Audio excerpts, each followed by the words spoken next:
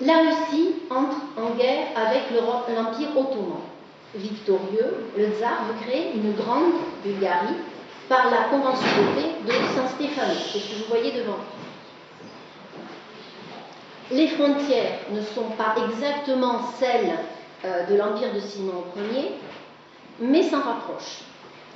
Dans cette configuration, la Bulgarie devenait, comme le souligne Guy Gauthier, un État considérable, le plus important des Balkans sur le plan territorial, et la pièce maîtresse de la Russie sur l'échiquier balkanique, puisque désormais, par grande Bulgarie interposée, les Russes avaient accès à la Méditerranée orientale.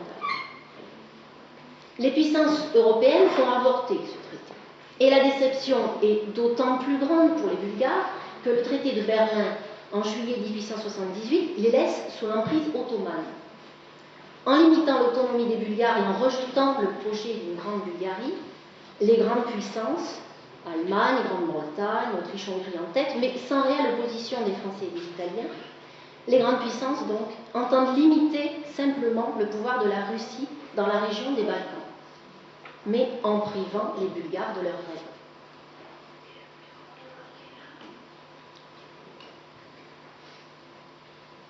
Alors, ce fameux traité de Berlin sont créés. Non, le traité de Berlin, c'est ça, là. On est là.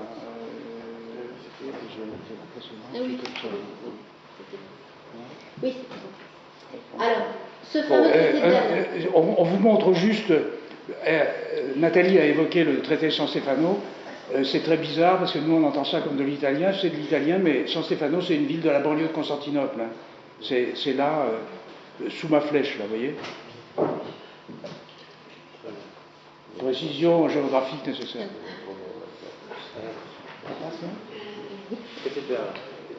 Alors, ce fameux traité de Berlin, qui remet en question le traité de San Stefano. Alors, sont créées d'une part une principauté de Bulgarie, autonome mais tributaire des Turcs, et d'autre part une province de Roumélie orientale, autonome mais restant possession ottomane. Réduite, morcelée, la Bulgarie n'est même pas reconnue sur le plan diplomatique comme une entité indépendante.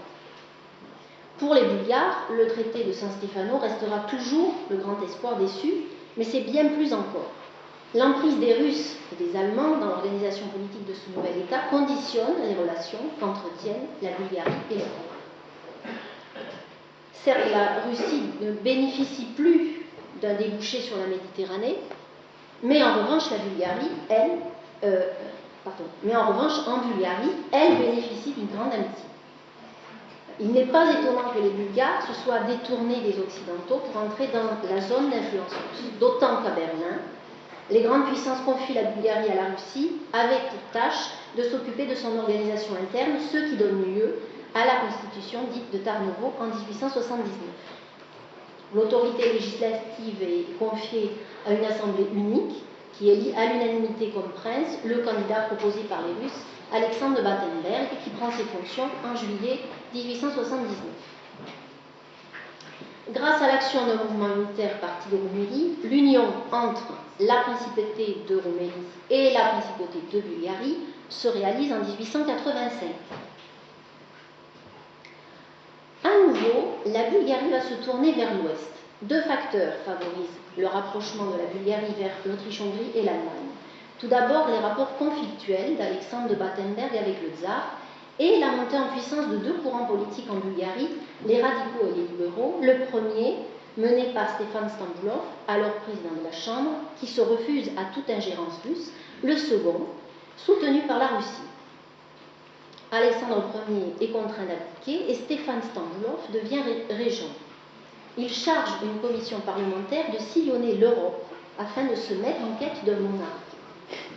Un candidat va se proposer, ou plutôt être proposé par sa mère, Clémentine Saxe-Cobourg-Gotha, née d'Orléans. La Bulgarie entre dans une monarchie qui va durer plus de 50 ans. Alors, notons au passage les origines françaises de ce monarque, petite fille de Charles X.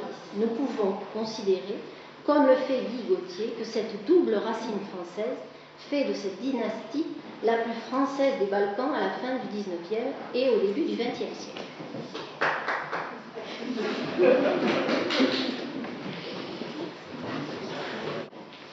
C'est Ferdinand qui, le premier, ne se contentant pas du sort de son pays, déclenche la deuxième guerre balkanique en 1913 en agressant la Serbie et la Grèce. Ferdinand a-t-il vu trop grand? Peut-être n'a-t-il pas su jauger la véritable puissance que représentait son pays. Toujours est-il qu'en juillet 1913, le voici dans le camp des vaincus. À l'issue de la Seconde Guerre balkanique, la Bulgarie cède la Dobroudja du Sud à la Roumanie. Elle s'agrandit au contraire vers le sud et en incorporant la Thrace occidentale atteint la mer Égée. La Première Guerre balkanique est certainement ce moment dans l'histoire, la Première Guerre mondiale, pardon, est certainement ce moment dans l'histoire de la Bulgarie où tout pouvait basculer. Deux camps se forment, Autriche-Hongrie, Allemagne d'un côté, Russie, France, Serbie, Angleterre, entre autres en face.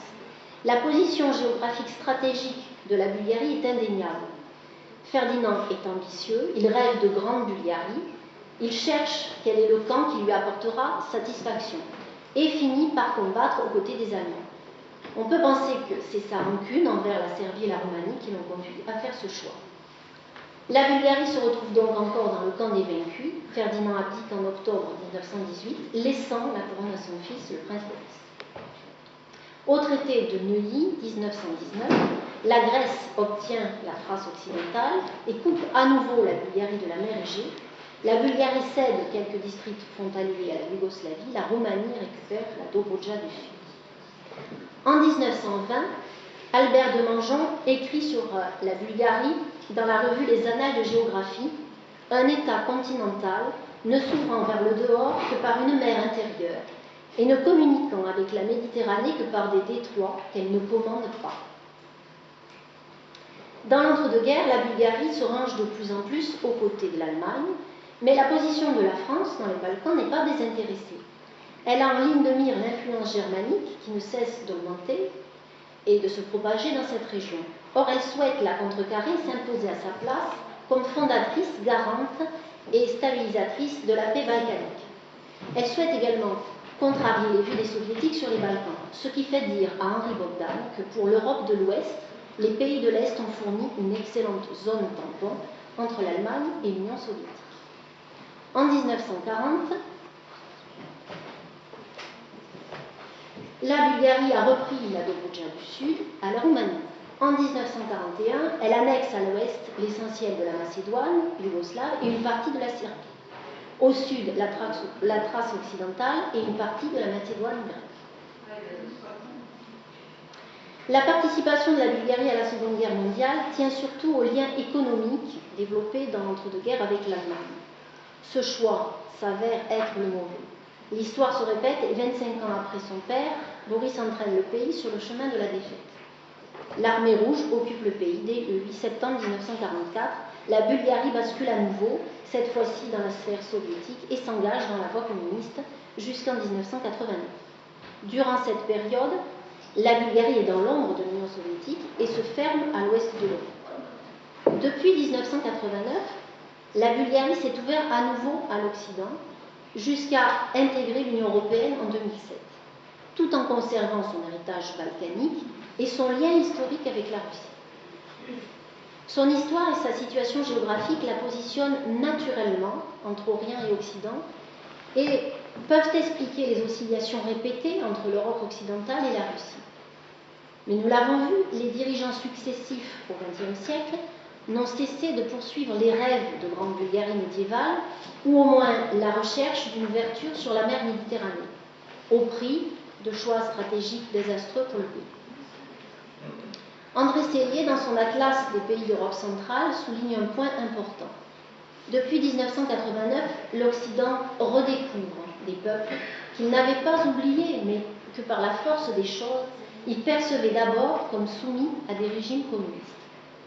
Il est intéressant de constater à quel point les années 44 à 89 ont balayé de nos mémoires, d'une part, l'histoire antérieure à la période communiste de ce pays, et d'autre part, ce lien avec l'Europe centrale et orientale. Force est de constater que l'histoire de la Bulgarie est liée à celle de l'Europe et qu'elle a tout simplement sa place dans l'Union européenne.